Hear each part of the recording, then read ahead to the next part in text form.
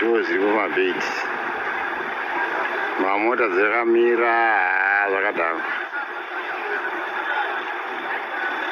Both sides oncoming. Vavari. Just imagine. Uko kuna mota ichikubhara kwa bridge. Kuna chirikufamba, everything is stand still. Video akasiyana ari kutendera kuti kwandikuda kuno kune emarori, kune emabhazi, kune edzimota doko, kune zvakare mamwe ari kutotendera enyuzi dzirikoko kujoni dzikunyanya kutendera kuti pamusana petraffic congestion iri kuitika.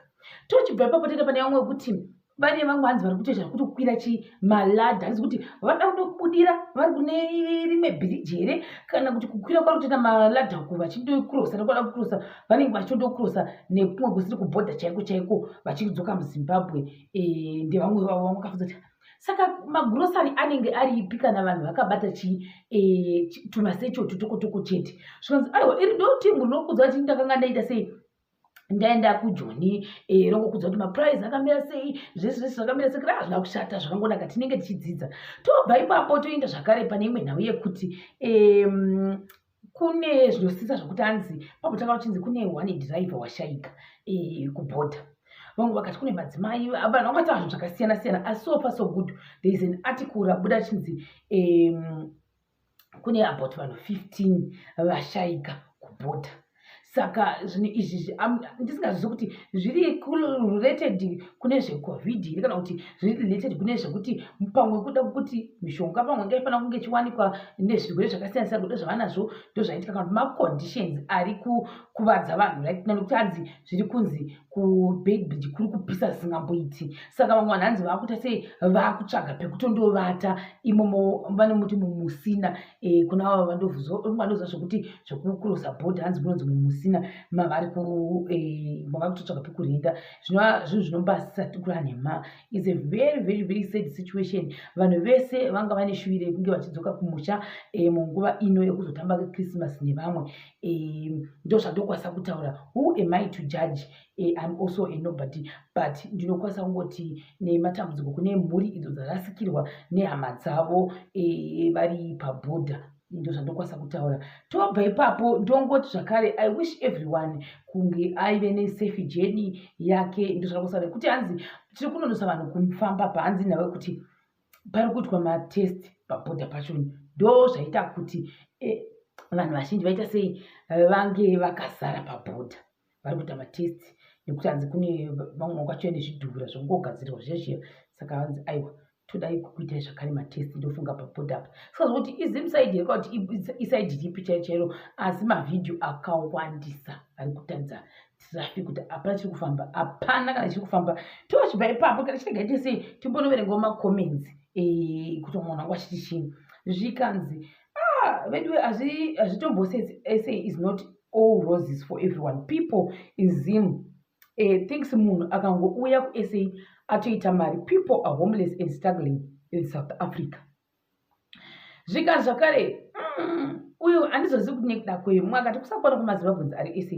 So if you don't go to Zimbabwe this Xmas unoshayika here. 1 minute they will be saying hatiuyi kuZimbabwe kune nhamo and next makwira mabridge. Why are you doing that? Vamwe vane masentiments avo. Zvikanzi it means hatikura nhema zvinhu zvinenge zvakaoma panguva yacho. Zvikanzi vanouyepi vasina grosari Team Joza musadero. Vamwe vakufunga zvemagurosari havasi kufungwa maybe kuti why is it that many people vada kuenda kumba right now. Is either vari kufunga kuti pakavhurwa bhodha pepe ngatidzoke zvidi kumba nekuti pamwe zvinhu izvozvi hazvina kumira zvakanaka kupi kuSouth Africa. Saka wangoti bhodha parakashama pakangonzi ravhurwa wodzokera hako kumba. Kuda ndo imwe inogona iri reason why vanhu vazhinji vanoda kuita sei kudzokera kumba. Kana kutiwo vada kutongoya kuzotamba Christmas we all don't know. Ndo ndingotaura mamwe maspeculations nemaassumptions. Zvikanzi namwe respect, you can't blame someone for wanting to be with their loved ones on a very special day like tomorrow. And someone is out there opening a tape. Vedu yemusadiro tape azozoti tape yechii manje. Zvikanzi why cross to Zim kuzotitadza COVID kuti vamwe ava hazvina kushata. Zvikanzi nevamwe vangongotuka mashoko ekutuka handikwanisi kumataura. Zvikanzi vakakwana havana nhamo zvokwadi, vatoti isi zvokunomirira uko hatingazvikwanisi. Ndiro timu rinouya rotipa mabecause iri isu tichida grosary. Rutu yana dai makataura zvakazara Joni. Kana makatakura here hanzi kurangada kuti izvi zvaakutotyisa manje. Zvikanzi ivo wakamirireiwo vari kuda kubata 25 gentlemen musadero. It's so said but they won't be tested COVID yachoni. It will end in tears. Ndo mamwe arguments akataura kuti avagurira, saka navagurira kudaro hakuna uchaziva kuti vanga vanayo here kana kuti vanga vasina korona kana COVID yacho iyi. Zvichiri zvecongestion here izvi. Kuda luggage yasarepi manje. Zvanzi aitoripo ka vakatokwana vakadero mozovapa yekudzokeresa vamwewo avo. Zvinzi vanhu vari kudzingwa kuSA here ndopadesa iye point yekuti maybe panga pari nelockdown pesa pano vanga vasingakwanisi kuita sei kuenda kumba, saka pamwe pakangovhurwawo bhodha vakati chanzi given chiregai tinde kumba, inogona kunge iriyo another reason. Vamwewo ndo pari kunzi pane ma-undocumented people hayo handisingazozivi kuti manje vangofungwa kuti tangogona todzokera hedu, asi ndofunga wari iripo kazhinji ndeyekuti yecorona covid kuti manje kana uchiuya usina kuteswa zvichafamba sei. Hatizozivi kuti unayo kwati hauna, asi tinenge tase tichidzidzawo zvakare. Zvikanzi nevamwe it's said but they won't be tested zvokwadi. Havana Tanzania. I just want to know kuti uyu akamirirei. Move on. You hear someone saying proudly Zimbabwean zvakaoma zvogwadza izvi. Zvikanziwo nevamwewo zvakare. This is exactly zvokataura naButi Hopuru. Nanziwo. Ma+2 7 sevakukwira maladha kuuya kumabhibhi. Ichinyaya iyoyo kwati pamwe pane masituations maybe ari beyond that, I have no idea. Vamwe ndokuti zvakare this is so unsafe and why can people stay in SA for now considering the current COVID situation? Naizve just by looking at you you can tell they have no place to stay. Mind you, lockdown yes and we're not working and pamwe right now havasina mari dzemarenti, saka vana kuti zvitori nani kudzokera kumba. Zvandambutaura zviya zvokuti inogona pamwe ndofunga iriyo reason why vazhinji vari kudzoka kumba right now. Vamwe ndokuti kuda kuzotivharira magrowth points here. Vanhu vakataura zvakasiyana siyana asi ndo zvanga zviriko izvozvi. Tochibva ipapo tochiinda zvakare kune vamwe kuti nemadzimai anga atoripo zvakare zvina kushata. Vamwe vakati how do I join izvi. Vamwe vanhu vataura zvakasiyana siyana zvavo asi tichiri ipapo toita pane nhau dzimwe dzakasiyana siyana dzanga dzichitenderera kumastreets inosanganisira mumwe musikana nemukomana vakabuda vakatukwa mufananidzo wavo. Wakanakisa zingamboita hakuna chakashata pamufananidzo uyu handiti, asi wakati hatina zvedu mari yebheiru tobvarisa musikana wake chikuchiku zvisingamboiti. Vanhu handizozivi manje kuti munhu wanga achinyotaura izvi kumakomenti uku wanga achitaura nenhau yekusvotesa here, yegodo here, kana kuwatisa munhu, I have no idea. Ndokubva ati mukadzi wako anodana nemufana anodhiraivha uber anogara pahouse number yakati yakati padhuze neschool pachipark apo. Ndakamuona achibuda imomo musi wa21 November. Ndogara opposite nepamba ipapo.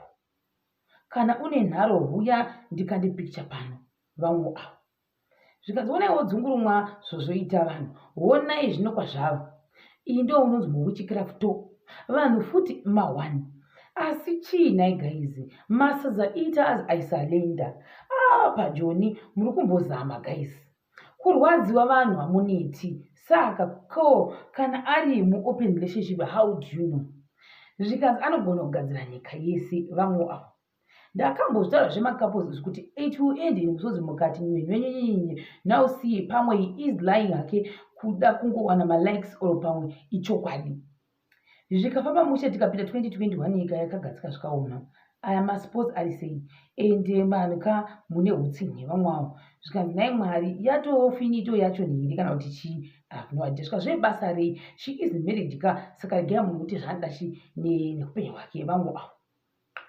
Ndobva tatirega tidii tiverenga futi zvamwe zvakasiyana-siyana kumapeji. Ndachitendera zvangu chimbotarisa kuti saka dzimwe nyaya dziri kunetsa ndedzipi besides idzo zvekuti vamwe vanhu ava vari kukurosa neiyoyi yekuti vari kukwira mabhiriji nemaladha, kana kuti iye musikana ndakasangana naSolinda vana tatani wavo, handisi kuti vari kutaitanika vari kupi, asi vari kumborya nyika rutivi. That's very good, congratulations. Vamwe vakatakuta kuti hatisodi kunzwa vanozoti wati kuda vakaenda kuDubai, kuda vakaenda I don't know, asi they're enjoying their lives. I have no idea kuti vari kupi. Let me just say congratulations. Tobva ipapo tienda zvakare pamaarticles mamwe akanyora panhau yevanhu vepaBeit Bridge zvikanzi 15 vakashayika as Beit Bridge congestion continues. Zvanyorwa inonzi Pendula. Zvikanzi a total of 15, including 4 truck drivers, have reportedly passed away at Beit Bridge border post where there is a 15-kilometer traffic congestion.